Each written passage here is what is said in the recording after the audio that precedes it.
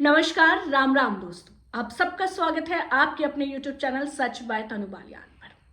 दोस्तों, आज दिल्ली की जनता ने ये बता दिया कि दिल्ली वालों के दिल में क्या था। आज दिल्ली की जनता ने अपना फैसला सुना दिया और दिल्ली की जनता ने अपना फैसला सुनाते हुए बीजेपी की झोली में जीत डाल दी है और आम आदमी पार्टी को एक बड़ा झटका दिल्ली वालों ने दे दिया है। और दिल्ली वालों ने साफ ये संदेश दिया है कि हमें फ्री नहीं चाहिए, हमें दिल्ली चाहिए। हमें दिल्ली में लंदन नहीं चाहिए, पेरिस नहीं चाहिए, हमें असली दिल्ली चाहिए। दोस्तों, 1.5 महीना मैं ग्राउंड पर रही और ग्राउंड पर जो मैंने मुद्दे देखे, समझे, सुने, वो यही थे कि दिल्ली वाले ये कह रहे थे कि हमें कूड़े के ढेर से मुक्ति चाहिए, हमें साफ पानी चाहिए, हमें बदबूदार पानी नहीं चाहिए, हमें जो फ्री की रेवड़ियां मिल रही है वो तो ठीक है, लेकिन हमें दिल्ली में दिल्ली चाहिए, हमें पॉल्यूशन फ्री दिल्ली चाहिए। ये बात दिल्ली की जनता कह रही थी। दोस्तों, ये बात सब जानते थे कि दिल्ली में इस बार फाइट है बीजेपी और आम आदमी पार्टी के बीच में, और कहीं ना कहीं इस बार कांग्रेस को पहले जैसा ही रिजल्ट मिला। जिस तरीके से पहले 2 बार कांग्रेस का खाता नहीं खुला, इस बार भी नहीं खुला। कोई सीट कांग्रेस को नहीं मिली और ये सीधा मुकाबला आम आदमी पार्टी वर्सेस बीजेपी हो गया। तो अब जब मैं ये वीडियो रिकॉर्ड कर रही हूँ दोस्तों, बीजेपी को 48 सीटें मिली हैं और आम आदमी पार्टी को 22 सीटें मिली हैं और 27 साल का वनवास बीजेपी का खत्म हो गया है। 1993 की अगर मैं बात करूं तो 2/3 बहुमत हासिल किया था भाजपा ने और 5 साल की सरकार में मदन लाल खुराना, साहिब सिंह वर्मा और सुषमा स्वराज सीएम बनाए गए थे। और उसके बाद दिल्ली में बीजेपी आ ही नहीं पाई। और जिस तरीके से कहा जाता है कि प्रधानमंत्री का डंका देश भर में, दुनिया भर में बज रहा है, लेकिन उनका डंका दिल्ली में नहीं बजा, लेकिन अब बज गया है और अब बीजेपी दिल्ली में आ गई है। दोस्तों, मैं पहले दिन से जब इलेक्शन कवर कर रही थी तो मैं ये बात कह रही थी नई दिल्ली सीट को लेकर कि नई दिल्ली सीट पर अरविंद केजरीवाल फंस रहे हैं। इस बार कुछ भी हो सकता है नई दिल्ली सीट पर, और ये इलेक्शन अरविंद केजरीवाल के लिए इतना आसान नहीं था। जितने और इलेक्शन थे, ये इलेक्शन अरविंद केजरीवाल के लिए उतना आसान नहीं था। और नतीजा ये हुआ कि नई दिल्ली जो सबसे वीवीआईपी सीट थी, हॉट सीट थी, सबकी नजरें टिकी हुई थी, वहां से अरविंद केजरीवाल हार जाते हैं और परवेश वर्मा जीत जाते हैं बीजेपी से। जंग पूरा, मनीष सिसोदिया हार गए, यानी कि पूर्व डिप्टी सीएम मनीष सिसोदिया अपनी ही सीट से हार गए और तरविंदर सिंह मारवा बीजेपी से जीत गए। कालका जी से हालांकि जो आतिशी है मौजूदा सीएम, वो जीत गई है और रमेश विधोड़ी हार गए हैं। ग्रेटर कैलाश से शिखा राय बीजेपी से जीत गई और सौरभ भारद्वाज हार गए। बड़े बड़े चेहरे, बड़े बड़े मंत्री आम आदमी पार्टी के हार गए। करोल बाग से विशेष रवि आम आदमी पार्टी से वो जीते हैं और दुष्यंत गौतम हार गए। बाबरपुर से गोपाल राय जीत गए, लेकिन अनिल कुमार वशिष्ठ हार गए। बिजवासन सीट पर इसलिए सबकी नजरें थी क्योंकि वहां से कैलाश गहलोत लड़ रहे थे। कैलाश गहलोत को आप अच्छी तरह जानते हैं, आम आदमी पार्टी में परिवहन मंत्री थे, अभी कुछ समय बीजेपी में चले गए थे। बीजेपी ने उनको टिकट दिया बिजवासन सीट से और कैलाश गहलोत जीत गए और सुरेंद्र भारद्वाज हार गए। करावल नगर से कपिल मिश्रा जीते हैं और मनोज त्यागी आम आदमी पार्टी से हार गए। पड़पड़गंज सीट पर सबकी नजर थी क्योंकि वहां से मास्टर साहब यानी कि अवध ओझा चुनाव लड़ रहे थे, इसलिए सबकी नजरें थी और अवध ओझा भी हार गए और वहां से रविंद्र नेगी बीजेपी से जीत गए। गांधीनगर की अगर मैं बात करूं तो अरविंदर सिंह लवली जीत गए और नवीन चौधरी वहां से आप पार्टी से हार गए। तो ये सारी मैंने हॉट सीट बताई। हालांकि बल्ली मारान पर भी सबकी नजर थी क्योंकि इमरान हुसैन जो है वो जीत गए और कमल बागरी वहां से हार गए। तो दोस्तों, ये चुनाव बड़ा दिलचस्प रहा, बड़े बड़े चेहरे हार गए और कहीं ना कहीं देखिए अरविंद केजरीवाल के लिए सबक है। अरविंद केजरीवाल के लिए सबक है कि आपका घमंड आपको कहीं ना कहीं ले डूबा। आप जो इतने बड़ी बड़ी बातें करते हैं, कई बार तो नॉनसेंस बातें करते हैं, जिस तरीके से वो जिक्र कर रहे थे अभी थोड़े दिन पहले, आप सब लोगों ने सुना होगा कि भाई यमुना में ना जहर छोड़ रहा है, हरियाणा से जहर आ रहा है, पानी में जहरीला पानी भेजा जा रहा है। तो ऐसी नॉनसेंस बातें अरविंद केजरीवाल ने की और कहीं ना कहीं ओवर कॉन्फिडेंट अरविंद केजरीवाल नजर आ रहे थे। और आपको याद होगा अरविंद केजरीवाल जब जेल से बाहर आए तो उन्होंने इस्तीफा दिया, आतिशी को सीएम बनाया और उन्होंने उस दौरान कहा कि अगर दिल्ली की जनता मुझे ईमानदार साबित कर देगी तो मैं फिर से सत्ता में काबिज हो जाऊंगा। और इस बार अरविंद केजरीवाल को जनता ने ये बता दिया कि आप ईमानदार नहीं हैं, इसलिए हमने आपको हरा दिया।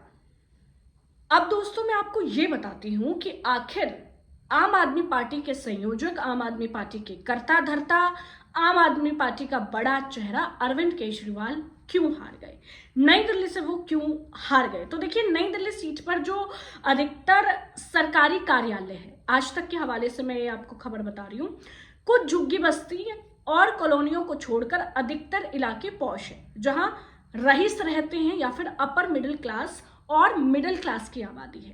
सांसदों के सरकारी आवास भी इसी इलाके में आते हैं। यहाँ केंद्रीय और राज्य कर्मचारियों के सरकारी क्वार्टर बड़ी तादाद में हैं। जाहिर है कि अधिकतर आबादी मिडिल क्लास की ही है। अपने पहले, दूसरे और तीसरे चुनाव में अरविंद केजरीवाल को सपोर्ट करने वालों में केवल झुग्गी वाले और गरीब लोगों ने ही सपोर्ट नहीं किया था। उन्हें हर विधानसभा चुनाव में 50% से अधिक मिलने वाला वोट इस बात की तस्दीक करता है कि उन्हें सभी वर्गों का प्यार मिल रहा था और भरपूर मिल रहा था। पर दिल्ली में साफ सफाई की व्यवस्था, जिस तरीके से मैंने बोला, पहले भी जिक्र किया कि साफ सफाई एक बड़ा मुद्दा है। ओवरफ्लो होते सीवर, गंदे पानी की सप्लाई, यमुना नदी का सीवर बन जाना आदि इतना बढ़ गया कि लोगों को पूरी दिल्ली ही झुग्गी नजर आने लगी। दिल्ली में अधिकांश लोगों को मुफ्त की बिजली की कीमत पर महंगी बिजली मिल रही थी। नई दिल्ली सीट पर अधिकांश लोग मध्य वर्ग के ही हैं। उन्हें लगता था कि उनके साथ धोखा हो रहा है। लोकसभा चुनाव में नई दिल्ली लोकसभा सीट पर बीजेपी की बांसुरी स्वराज चुनाव जीती थी, लेकिन नई दिल्ली, दिल्ली कैंट और आर के पुरम जैसी विधानसभा सीटों पर आम आदमी पार्टी के प्रत्याशी सोमनाथ भारती आगे थे। इन सीटों पर सरकारी कर्मचारी और पेंशन धारक बड़ी संख्या में रहते हैं। बीजेपी ने इसे देखते हुए 8वें वेतन आयोग के गठन का फैसला किया और साथ ही इनकम टैक्स स्लैब में बड़ा बदलाव भी काम आया। मध्य वर्ग को लगा कि बीजेपी ही उनकी असली पार्टी है। दोस्तों, अरविंद केजरीवाल के लिए कहा जाता था हमेशा, और ऐसा है भी, कि अरविंद केजरीवाल को झुग्गी झोपड़ी वाले वोट करते थे, मिडिल क्लास वोट करते थे, नीचे तबके के लोग वोट करते थे, क्योंकि झुग्गी में जो रह रहे हैं उनको पानी फ्री मिलता था, बिजली फ्री मिलती थी, शिक्षा फ्री मिलता था, स्वास्थ्य फ्री मिलता था। तो कहीं ना कहीं उन लोगों को लगता था भाई हमारे हित की पार्टी है, हमारे लिए काम कर रही है। लेकिन अब जब बजट आया और बजट में इनकम टैक्स स्लैब में बड़ा बदलाव किया गया और ये कहा गया कि जो 12 लाख रुपए कमाते हैं उनको कोई टैक्स देने की जरूरत नहीं है, तो मिडिल क्लास के दिमाग में ये बात बैठ गई कि अब बीजेपी ही असली पार्टी है। झुग्गियों में रहने वालों को पक्के आवास का वादा, ये भी एक बड़ा फैक्टर है दोस्तों। इस बार दिल्ली की विधानसभा चुनाव जब हुए तो बीजेपी के प्रचार की शुरुआत पीएम नरेंद्र मोदी के गरीबों को पक्के आवास की चाबी सौंप कर शुरू की थी। बीजेपी की तरफ से, पीएम मोदी की तरफ से घोषणा की जा रही थी कि जितने भी लोग जिनके कच्चे मकान हैं, जो झुग्गी बस्ती में रहते हैं, उनको पक्के मकान दिए जाएंगे। तो भारतीय जनता पार्टी इस बार केजरीवाल के कोर वोटर्स यानी कि झुग्गी वासियों के वोट को क्रैक करने की रणनीति पर बहुत पहले से ही काम कर रही थी। और हमने देखा भी था कि बीजेपी के जो कार्यकर्ता थे वो लगातार झुग्गियों में जा रहे थे, उनसे बात कर रहे थे, आरएसएस भी एक्टिव थी। भारतीय जनता पार्टी ने जहां झुग्गी वहीं मकान देने का वादा किया था और बीजेपी ने झुग्गी बस्तियों में जाकर लोगों को समझाया कि किस तरह नरेंद्र मोदी की गरीबोन्मुख योजनाओं को अरविंद केजरीवाल लागू नहीं होने दे रहे। झुग्गियों में लोगों को बताया गया कि किस तरह झुग्गी वासियों के लिए कई जगह मकान बने हैं, पर केजरीवाल के असहयोग के चलते आज तक गरीबों को बांटे नहीं जा सके। तो देखिए, कहीं ना कहीं अब झुग्गी वाला जो वोटर्स है वो भी शिफ्ट हो गया। वाल्मीकि समुदाय के वोट भी बीजेपी को इस बार मिल गए। मीडिया रिपोर्ट्स के अनुमानों के मुताबिक यहां वाल्मीकि मतदाताओं की तादाद 20,000 के करीब हो सकती है। ऐसा माना जाता है कि दिल्ली में वाल्मीकि वोट इस बार बीजेपी को बड़े पैमाने पर मिले हैं। वाल्मीकि वोट जो था वो हमेशा से अरविंद केजरीवाल को मिलता था, लेकिन इस बार बीजेपी को मिल गया। वैसे भी दलित वोटर्स भी जाटव वोट बीएसपी और कांग्रेस को मिलते रहे, इस बार कुछ जाटव वोट कांग्रेस के साथ भी गए हैं। तो दोस्तों ये वो फैक्टर रहे हैं कि जिनकी वजह से केजरीवाल को कहीं ना कहीं हार का सामना करना पड़ा है। और अब देखिए सबसे बड़ा सवाल ये भी है कि अब जिस तरीके से आम आदमी पार्टी दिल्ली में हार गई तो इसका असर पंजाब में भी कहीं ना कहीं दिखाई देगा, क्योंकि जब दिल्ली में अरविंद केजरीवाल जीते थे, फिर पंजाब में जीते, फिर वो गुजरात भी गए, फिर वो अलग अलग राज्यों में गए, तो अब कहीं ना कहीं पार्टी के लिए देखिए संकट खड़ा होना तो लाजमी है। लेकिन यहाँ पे एक चीज और है, और वो चीज ये है कि अब केंद्र में बीजेपी की सरकार है, राज्य में बीजेपी की सरकार है, और अब जनता ये चाहती है कि बीजेपी उनकी समस्याओं का समाधान करे, यानी कि कूड़े के ढेर से मुक्ति दिला दे बीजेपी, साफ पानी बीजेपी दे दे, हवा बढ़िया दे दे, क्योंकि जिस तरीके से पॉल्यूशन का हम जिक्र लगातार कर रहे हैं, यमुना नदी की सफाई कर दे। और अगर बीजेपी ये नहीं करेगी तो दिल्ली की जनता मुद्दों पर वोट करती है और दिल्ली की जनता दोबारा सबक सिखा देगी। और अब जिस तरीके से 27 साल का वनवास बीजेपी ने खत्म किया है, तो बीजेपी के आगे ये चैलेंज है कि वो दिल्ली में काम करे, दिल्ली वासियों के लिए काम करे, इंफ्रास्ट्रक्चर के लिए काम करे।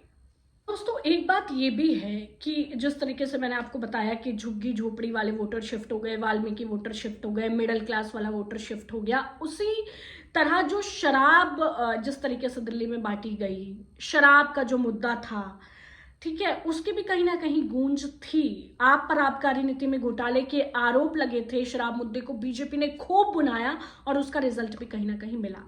शीश महल एक बहुत बड़ा मुद्दा था, जो अरविंद केजरीवाल पहचाने जाते थे अपनी सादगी के लिए कि मफलर मैन आ गया, वैगनार वाला, कि भाई वो छोटी गाड़ी से चलते थे। पहले तो वो ये भी कहते थे ना मैं गाड़ी लूंगा, ना मैं बंगला लूंगा, मुझे कोई शोहरत नहीं चाहिए, लेकिन उन्होंने सब कुछ लिया। फिर वो करोड़ों के शीश महल में रहने लगे, जनता के बीच में जिस तरीके से वो जनता संवाद करते थे उस तरीके से वो जनता से मिलना भी उन्होंने बंद कर दिया, जो संवाद वो करते थे वो भी बंद कर दिया। कोविड के बाद, कोविड तक समझ में आता है कि कोविड था इसलिए वो जनता से नहीं मिल रहे थे, लेकिन उसे कोविड के बाद शुरू करना चाहिए था। जब सीएए का प्रोटेस्ट हुआ तब भी अरविंद केजरीवाल चुप थे। तो कहीं ना कहीं यही सारी वो वजह है जिसकी वजह से अरविंद केजरीवाल को अब बैठना पड़ेगा आराम से। और अब बीजेपी आ गई है दिल्ली के अंदर। अब देखिए आम आदमी पार्टी ने महिलाओं को साधने के लिए 2100 रुपए का ऐलान किया था, तो पूरे चुनाव में आपके पास यही एक बड़ा वादा था, लेकिन जनता ने इस पर भरोसा नहीं किया। अरविंद केजरीवाल को सुप्रीम कोर्ट से सशर्त जमानत मिली हुई है, इसके तहत केजरीवाल मुख्यमंत्री की कुर्सी संभाल नहीं सकते हैं। कांग्रेस और बीजेपी जनता में संदेश देने में कामयाब रही कि आपकी सरकार आने पर भी केजरीवाल मुख्यमंत्री नहीं बन पाएंगे। तो ये सारी वो वजह थी जिसकी वजह से केजरीवाल हार गए। जनता ने अपना मैंडेट दे दिया, जनता ने साबित कर दिया कि आप ईमानदार नहीं हैं, आपने अपने लिए सोचा, आपने हमारे लिए नहीं सोचा। तो अब देखने वाली बात होगी दोस्तों कि बीजेपी आखिर राजधानी दिल्ली में क्या कमाल पर कर पाती है, क्या जो सपने दिखाए हैं, क्या जो घोषणा पत्र है जिसको बीजेपी संकल्प पत्र कहती है, क्या वो सभी वादे पूरे होंगे? क्या इस बार दिल्ली बदलेगी? क्या वाकई जो पुरानी दिल्ली थी शीला दीक्षित के वक्त में वो मिल पाएगी?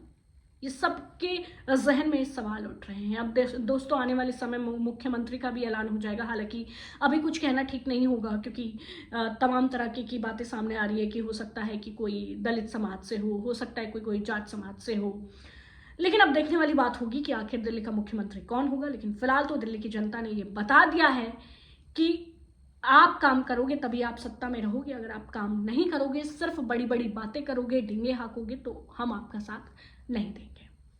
धन्यवाद दोस्तों, मुझे दीजिए इजाजत। ऐसे ही मेरी वीडियोस को लाइक करें, शेयर करें और कमेंट करना बिल्कुल ना भूलें, और साथ ही इस वीडियो को जितना हो सके उतना शेयर जरूर करें। मुझे आपके प्यार की आवश्यकता है, आपका प्यार ही मुझे आगे बढ़ने में मदद करेगा। आप हैं तो मैं हूं, आप मेरी हिम्मत बनिए, मुझे आगे बढ़ाइए। ज़्यादा संसाधन नहीं है मेरे पास, लेकिन जो भी है उसके तहत मेरी कोशिश रहती है कि आप तक सच पहुंचे।